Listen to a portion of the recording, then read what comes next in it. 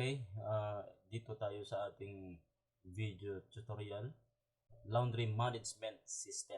Tuturo ko sa inyo kung paano gamitin yung collected at uncollected na mga damit. Okay, so pag open natin ang ating system, magpapakita ito, then close lang natin yan, tapos mag-login tayo admin, password ay admin.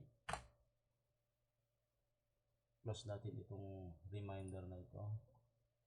Punta tayo sa POS. Paano natin makita yung mga uncollected at collected na mga damit? So, dito siya. Click natin ito.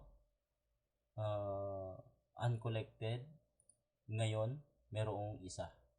So, pagka yung isang buwan, halimbawa buong December, i-bracket natin yung beginner na 1, tapos 21. Uncollected, magpapakita dito lahat ng mga order, yung mga nilabhan na hindi pa na-collect ng ating mga customer. Ito yung customer name, invoice number, quantity ay 3, diba? So, invoice number. So, 158. So, paano hanapin yon? Tingnan natin dito, 158. So, eto siya. Hindi pa nakokolect ito. So, as yung nakikita nyo dito, uncollected na damit. Okay? So, ang gagawin natin dito para organize, kapag ka kinolect na ng may-ari yung damit, i-click natin itong uncollected ito para magbago siya, magiging collected na. Pagka collected na, ay tapos na, wala na kayong pananagutan doon sa damit na yon. Okay? Okay, so halimbawa itong invoice number 158 ay collected na. Click nyo ito, magiging collected na siya. Okay? Then save.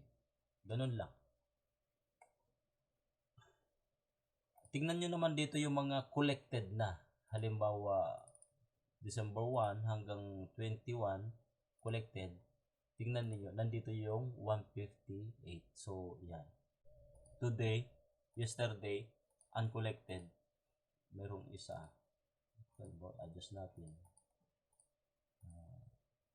Isa pa rin. 10. Yan, merong a total of 208 na quantity. So, merong 5,000 gross. Ito yung mga damit na hindi pa na-collect. Ano? Yan, yun.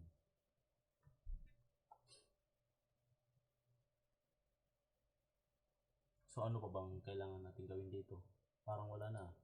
Halimbawa, delivery, Manong Kulas. Yan. Si Manong Kulas, paid siya.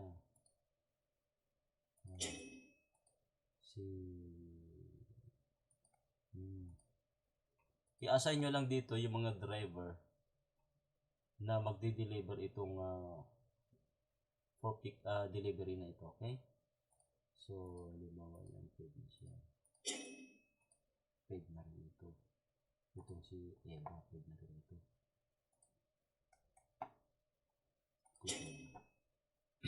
Okay? So, yun. Okay na yan. Tapos na yung ating tutorial para sa ating collected and uncollected na mga damit. Okay? Sige. See you sa next video. Bye-bye.